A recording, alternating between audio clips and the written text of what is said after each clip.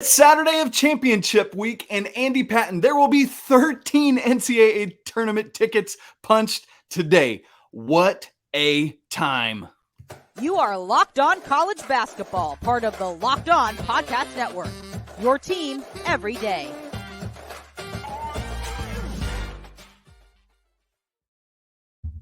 Hey, what's up? Welcome into the Locked On College Basketball Podcast, the only daily national college hoop show out there. Welcome into a Saturday bonus edition of the show. There is just far too much stuff going on right now in the world of college basketball to give you 5 shows this week. So here we are with some Saturday content. He's Andy Patton. I'm Isaac Shade. We are your co-hosts. And as we said, 13 tickets punched today. We're going to be talking about that, some bubble winners, bubble losers, bid thieves, all sorts of great stuff. But we want to start, Andy, at the top of the bracket, because one of the things we talked about recently is how un-Alabama-like Alabama has looked ever since the Brandon Miller news came out. And so one of the things we were very curious to see is how they would perform in the SEC tournament. Would it be the Bama that had averaged a margin of victory of over 20 points a game in the majority of the SEC regular season? Or would it be the Alabama team that won by 3 points, 2 points, 5 points, and lost to Texas A&M in their last 4 games? Well, boy, did they answer that pretty definitively on Friday in the SEC tournament quarterfinals as they beat Mississippi State. And the score 72-49 there. We'll get to the Mississippi State side of that as we talk about the bubble in a little bit. But Andy, does this mean that Alabama is back to what they were? Is it a one-off? Do we have to wait to see what they're going to do in the semifinals today, which, by the way, real-time update, because they're playing right now. Alabama is up 20-14 on Mississippi with 6.5 left in the first half. Missouri, not Mississippi, but yeah, I got you. Missouri, thank you. Mississippi, I'm sorry, you're done. And looking for a coach, by the way. First of all, always good to record on a Saturday, Isaac. Nice to see you more than 5 days a week. Always fun. Yeah, Alabama is in an interesting spot right now. I think we're looking at a team that it does seem like they're starting to peak at the right time, and they've been kind of ebbs and flows in a significant way. Obviously, the story about Brandon Miller and the situation involving the shooting with Darius Miles and the revelation that he was involved, and all of the news that came out after that, and it did slow Alabama Yes, he was down. Indicted on Friday, by the way, right? Darius Miles. Yes, correct. Yeah. Yes. Wow. So obviously some off the court stuff that's going on. We've kind of had our piece about Nate Oates and the way that he's handled the situation, which I think it's hard to argue that it has been pretty the way that it's been handled. Nate Oates has had some issues with that, but the team has continued to win. Brandon Miller has continued to shine. They struggled for a few games, but managed to not really let those struggles impact them in a significant way. And now they look like they're rolling again. Right now, obviously only a close game, but it's very early against Missouri. By the time you're listening to this, the result of that game may have already come out. Certainly looks like Alabama's probably going to win this one. This is a good Missouri team. And I think for the Crimson Tide, this is when you want to be peaking. We talked about this earlier this week with Gonzaga. We talked about it with UConn a little bit, although they then lost in the Big East semifinal game there. But I think that for Bama, they're starting to figure out what is really working for them. I think Nate Oates has made some of the adjustments that they need to make. The freshmen, of course, are starting to peak at the right time. You love that because a lot of times you see freshmen sort of kind of fall down a little bit towards the end of the season because it's a longer season than they're used to in high school. Like Jabari Smith last year. It reminds me so much of that, but he's not done that. Exactly. Yeah. And I mean, like Duke, we're going to talk about them momentarily. They're a group of freshmen who don't seem to be doing that either. They seem to actually be kind of rising at the right time. And then you compare it to like Purdue, where you've seen some of their freshmen start to struggle towards the end of the year. So that's always such an interesting kind of dynamic of which teams are going to get the most out of their freshmen towards the end of the year and which teams maybe are not. And for Duke, some injuries earlier in the year maybe kept some of those guys a little bit fresher as we get towards the end of the year. Who knows if that's exactly the situation, but for Alabama, this is nobody wanted to face this team in March regardless. Guaranteed. Nobody wanted to see this team. There's a reason they're going to be on the one line when Selection Sunday rolls around, but this is a team that's not only going to be on the one line, but they seem to be playing some pretty good basketball right now. And I wouldn't want to face them in any capacity. And I think there's a good chance they're going to make a deep run. Yeah, I mean, not only one line, but if Texas beats Kansas tonight, they could be the overall number one. Definitely in that argument along with Houston and Kansas. And as for the Missouri side of that, folks, don't worry about Missouri. If they lose this game to Alabama, they're safely in 6, 7, 8 kind of range. Andy, you started talking about Duke. Let's flip the page to them and the ACC. The Blue Devils have 8 wins in a row, including beating Pitt, Miami, and UNC, and just clobbered Pittsburgh in the ACC tournament. Did get that win in the ACC semifinals last night over number 1 seed Miami. I think we do need to put, I wouldn't say an asterisk on it, but Norchad Omier went down early in the game for Miami within the first minute or two. And I don't know that changes the outcome of the game, but it certainly changes the complexion of the game. Duke wins ultimately by 7, but I think that was more about how well Miami performed without their best offensive rebounder and what he brings to the table. Really would have loved to see that game with him there. And we've had a flurry of injuries, it feels like, around the nation.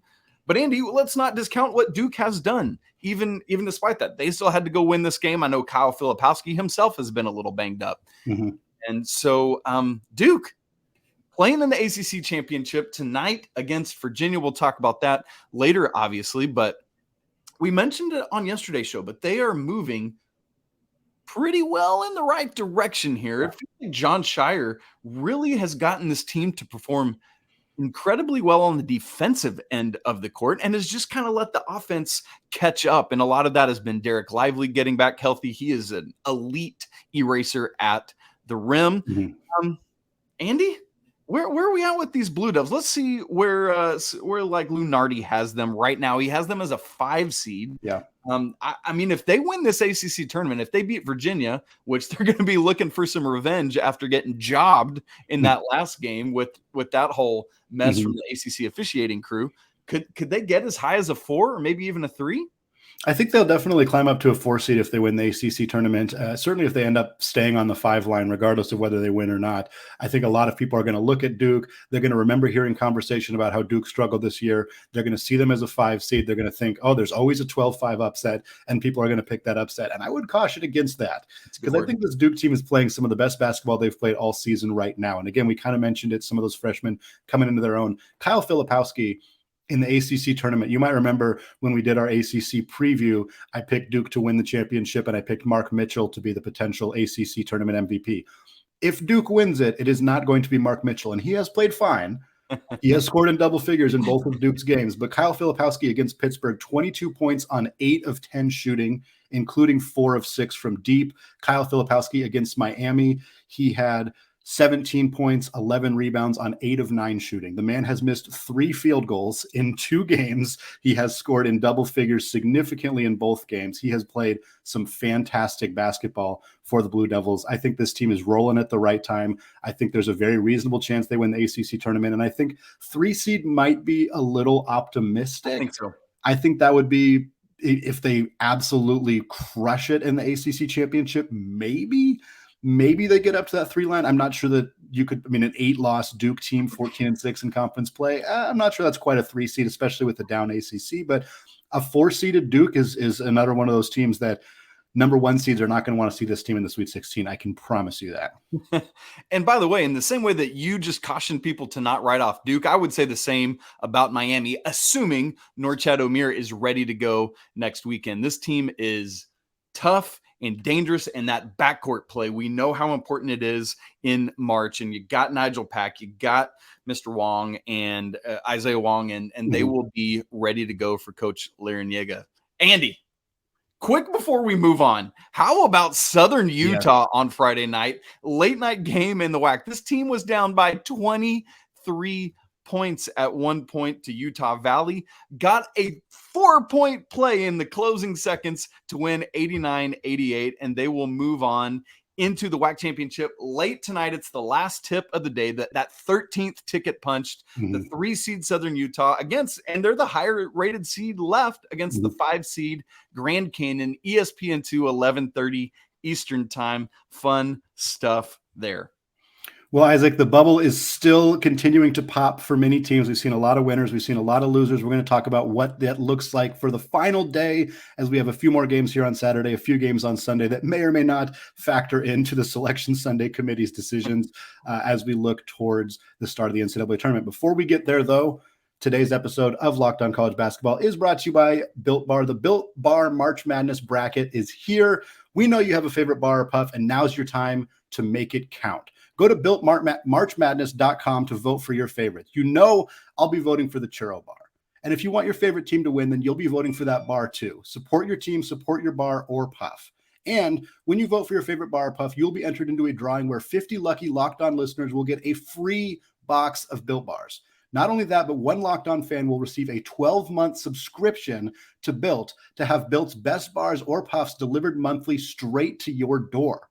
You got to try Built, the best protein bar ever. Seriously, they are so amazing. You will not think they're good for you. What makes Built Bars so good? Well, for starters, they're high protein, they're low in sugar, and they're covered in 100% real chocolate. Real chocolate. Ooh. Go to BuiltMarchMadness.com right now to vote for your favorite bar or puff and pick up a box while you're there. You can vote every day in March, so hop in and support your pick. Built Bar, a proud sponsor of the Locked On Podcast Network. All right, well, grab your bracket and go listen to the Locked On College Basketball Bracket Breakdown. With national analysis and the insights from our local experts, our Bracket Breakdown has everything you need to know to make the most informed decisions on your bracket. Find the episode on the Locked On College Basketball YouTube channel or wherever you get your podcasts. All right, Isaac, bubble winners, bubble losers, lots of games that happened on Friday night that kind of are going to help determine the outcome here. We had more losers than winners, as we have kind of seen throughout this bubble situation. And why is that, Andy? Because the bubble is always weak. The bubble is weak this year. It was weak last year. It's probably weak the year before that, and it's probably going to be weak next year. That's just how it seems to shake out. I think the biggest winner, the biggest winner is probably Penn State. There was two winners, really, Penn State and Utah State. Utah State with a nice win over Boise State in the Mountain West tournament. Penn State with that win over Northwestern, the 2 seed in the Big Ten. Right. I think these two teams have put themselves in a really good position to potentially make some noise. Isaac, who's your pick out of those two teams to be the biggest winner of the bubble and maybe the team that's most likely to actually make some noise in the NCAA tournament, assuming they both make it? I'm with you. I think they both will. I think they will both be in that group of last four buys, depending obviously on what happens the rest of the way, right? Like they're both still playing. So that's a good thing for them, is a lot of the bubble is done and out. Yeah. And so if Penn State and or Utah State keeps going, they could definitely make some noise. Penn State for me has been winning by this narrower margin, right? They had like 2 games where they had Cam winner buzzer beaters, like at the end of the season, this overtime win over Northwestern. Utah State has been a more convincing team for me. And I know people look at them or Boise State out of the Mountain West and are like, I don't know. It's not a power team school or whatever. Don't default to that as the lowest common denominator. Right. I right now would trust Utah State more than Penn State. Me too.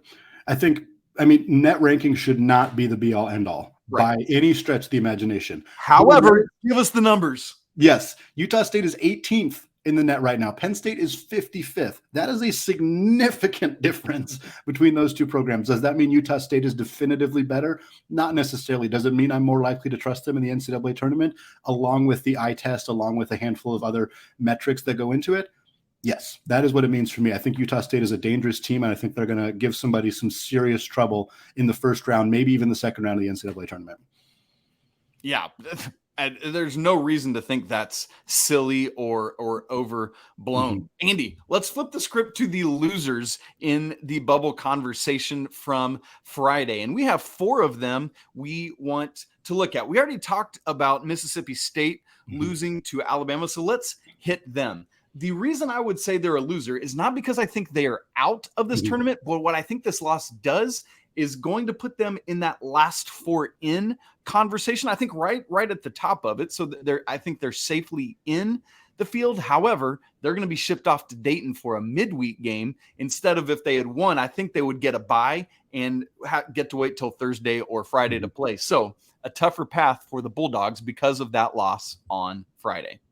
Well, the Pac-12 had a pair of games that we were kind of hoping, at least I was kind of hoping, that the Pac-12 wouldn't go chalk, because it was the conference tournament that had the most likelihood in my mind of going chalk. UCLA and Arizona are just light years ahead of the rest of the teams in that conference. When we saw USC get upset by Arizona State, it seemed pretty likely that we were going to end up with a UCLA-Arizona championship game, which is the reality that we found ourselves in. What that means is that Oregon, who suffered a 19-point loss to UCLA, and Arizona State, who suffered a similar loss to Arizona, a revenge game for Tommy Lloyd's team. They were not happy losing to Arizona State last time, and it showed in their game on Friday night. This puts both these teams in a pretty tough position. Arizona State is in a much more comfortable position right now. They are still listed among the last four in. Most of the teams behind them are not playing. We'll talk about them a little bit later, but for Oregon, this is a rough spot. They are now listed as one of the next four out. They're one of the I think they're the third team listed in the next four out on Lunardi's bracket. The teams ahead of them have basically all are already done. Clemson's ahead of them. Nevada's ahead of them. Oklahoma State's ahead of them. Wisconsin is still listed ahead of them, although I would be kind of surprised if Wisconsin got a bid over Oregon, but I don't think either of these teams are getting a bid. I think Dana Altman's team is done unless they want to participate in the NIT or another conference tournament or another postseason tournament. But it was another disappointing year for the Ducks in Eugene, and I think they're going to have some hard conversations this year as they might face some significant turnover, although they have a fantastic recruiting class coming in, so perhaps they can turn the tide in 2023. The other loser we want to talk about from the bubble is Rutgers, who, listen, they have stopped their skid that they had been on at the end of the regular season, put up a good fight against Purdue on Friday, losing 70-65. The only reason we would call them a loser is because they're sweating a little bit, Andy. They got to wipe that perspiration off because it seems like they're probably just right on that cut line with Mississippi State. Like right now, it's like in Lunardi's bracketology, he's got Rutgers as the last bye and Mississippi State as the first play-in game. And so both of these teams are going to have to be watching for what happens coming behind them. And the good news, as we just said, is a lot of the teams that are right behind them on the bubble have already lost and are done. However, there are a few still playing, which goes back to the Arizona State of it all, because it's going to make the Sun Devils a little bit nervous, because right now they seem like that last team in to the play-in games. And so that brings us to a bid thief conversation. And Andy, we've got three things to talk about that really are going to make Arizona State sweat. One of them is a kind of mid-major conference championship game where depending on the result could be a bid thief situation. And then two major conference teams who are playing their way into the bubble and potentially bid thief status as well. So CUSA, let's just go past that quickly. The Conference USA game is tonight, Saturday at 8:30 on CBS Sports Network. That's number one seed Florida Atlantic against the third seeded UAB Blazers, who knocked off North Texas yesterday. North Texas, a team that many people were pretty high on. I don't think their resume is strong enough to get an at-large bid, but it's worth at least keeping an eye on them. However, UAB is definitely good enough to knock off FAU. FAU right now is safely in the field. UAB is not.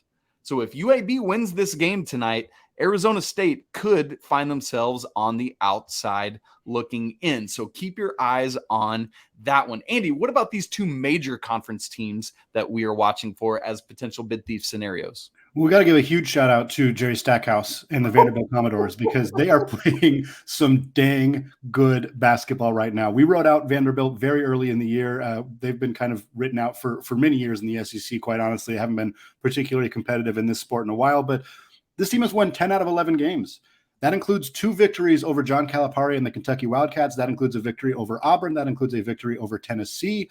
This team has been playing some really good basketball right now, and they are starting to kind of creep into that bubble conversation. I believe Lunardi has them as one of the first 4 out right now. So it's kind of a bid thief situation. It's also kind of they might just kind of creep onto the bubble situation. I think if I'm Arizona State, I'm very, very concerned about the way Vanderbilt has been playing lately. And then the last one is Ohio State. Look, Ohio State's resume is not going to make the NCAA tournament. They have to win the Big Ten.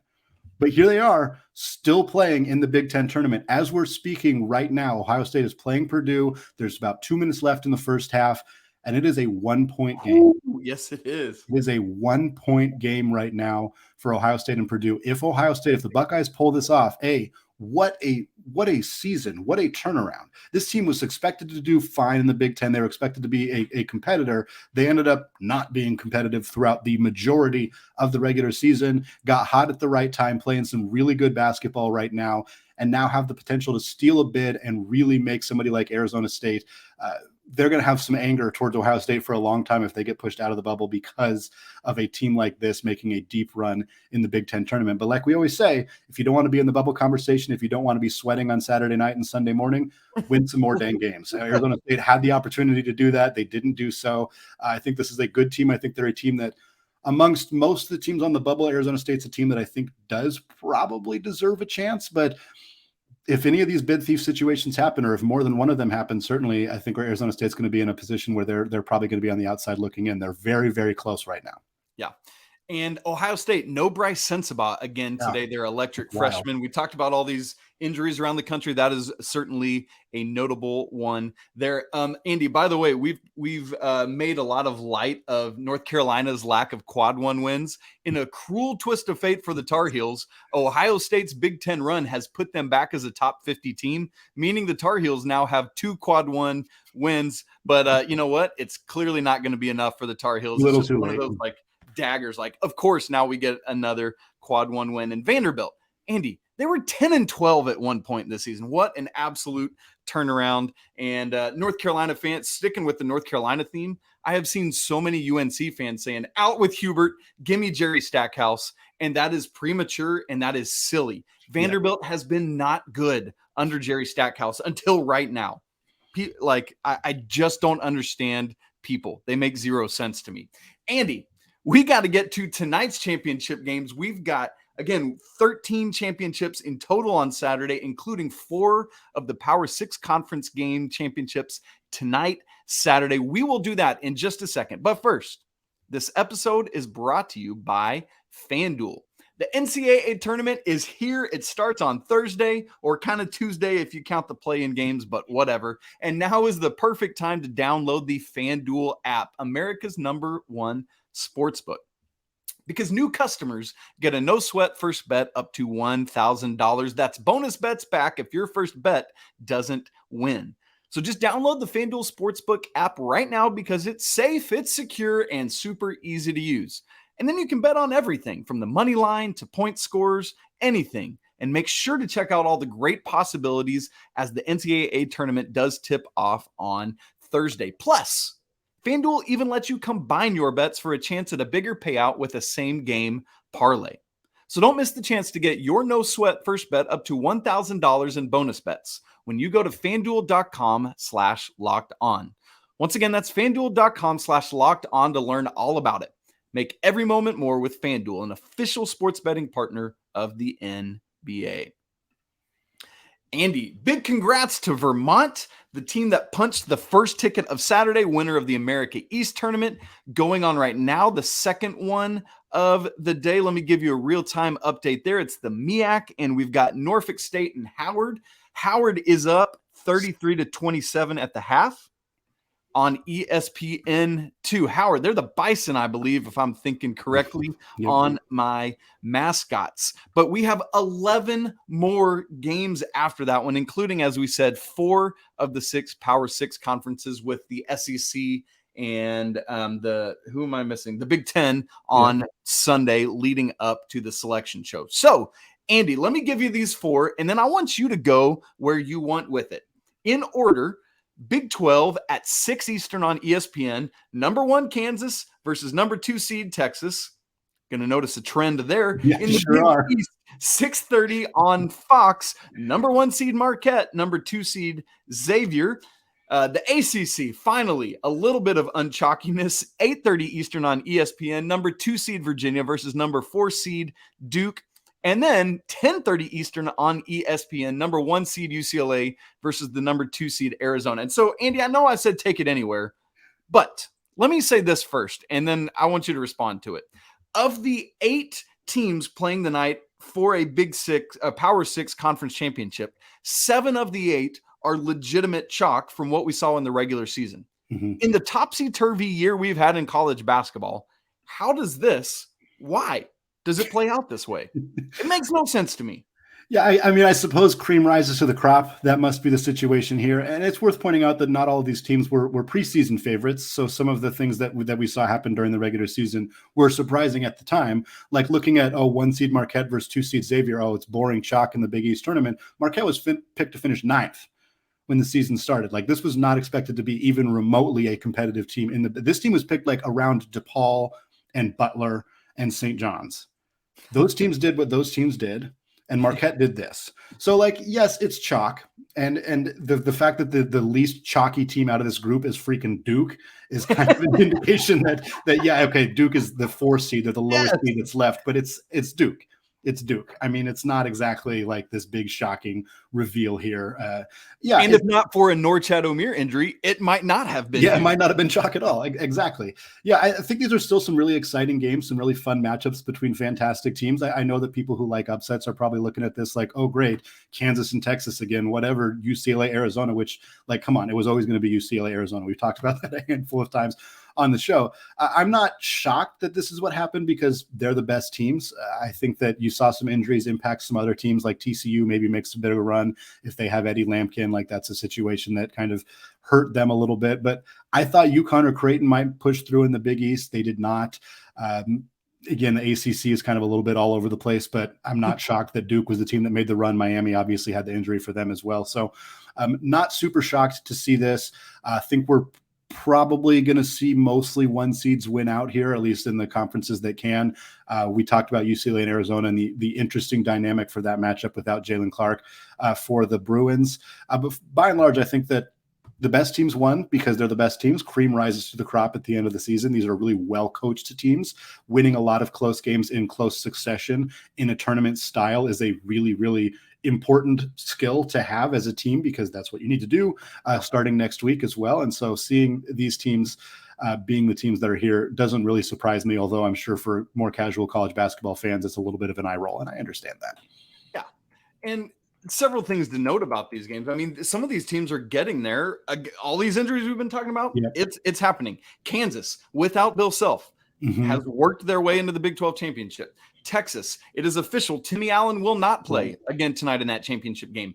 Remember, we learned leading into the Big East that Zach Fremantle would be out for Xavier, and they've still worked their way. I mean, just Virginia is without Ben Vanderplas, who had been playing phenomenally well, fractured his hand on Wednesday ahead of their game with North Carolina. UCLA without Jalen Clark, like all of these teams are persevering through injury issues without fault. Like every game has all 4 of these have a dominant injury undertone of some sort. And that's really impressive to me and a sign of really great teams. So Andy, you said you think a lot of these 1 seeds will win.